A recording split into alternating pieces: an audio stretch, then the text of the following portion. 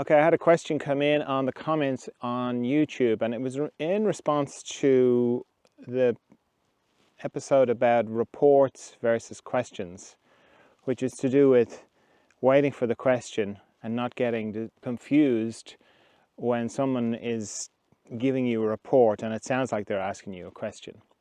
So this person says, "Hi John, what options do you recommend when having a discussion which the other person wants to win?"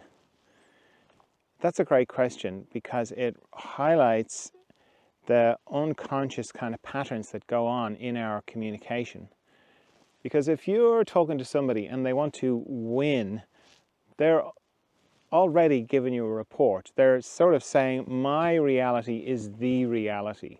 The way I see things is the real way things are, and you are deluded. In which case, that's just a report. So for me, I don't even get into the winning, because winning and losing a conversation is a bit like having a tennis match. You have to get onto the court and you have to pick up the racket and hit the ball back. If you don't do any of those things, the whole energy of the other person and what they're trying to do just disappears. It just doesn't really happen. I mean, there's degrees to it. If it's someone who's close to you, who you've got an ongoing relationship that's going deeper into love, you can say, well, I hear what you're saying, but from my perspective, I feel like you're just trying to win here. I don't feel like you want to hear what I'm saying, which is fine.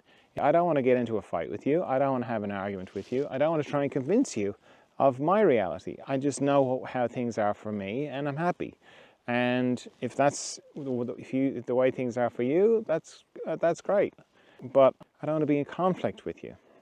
But if it's just somebody that you meet and they're like telling you the way it is, I just let them have it. I just let them win, because they're not really winning because I'm not in the competition with them, Like, do you get upset when Tiger Woods wins the whatever Grandmaster or whatever, or Roger Federer wins the Wimbledon? Yeah, you kind of go, damn, he won, I didn't win, You don't even think about it. You're happy for him, because you're not in the ring. You're not in that, you didn't get into the thing with him.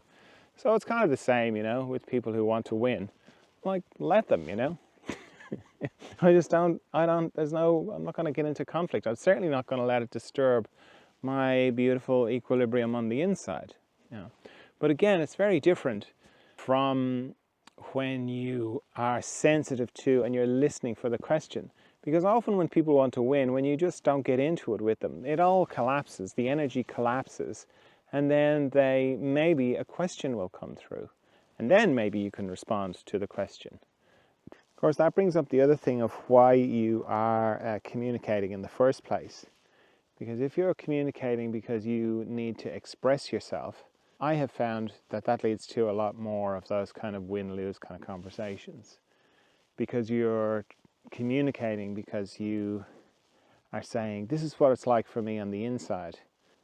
And that's fine, there's nothing wrong with that, but it does bring more conflict. I gave up doing that. I realized I didn't need to, that I was happy enough on the inside once I knew it, that was enough. I didn't need for somebody else to know it. I didn't need to express what was going on inside me, unless it was useful in a conversation, like unless the person had asked me a question and then I would talk about it. But I don't have that thing of needing to express myself. I gave it up. But that didn't happen overnight. That took many years to be okay with that and not feel like I needed to express myself.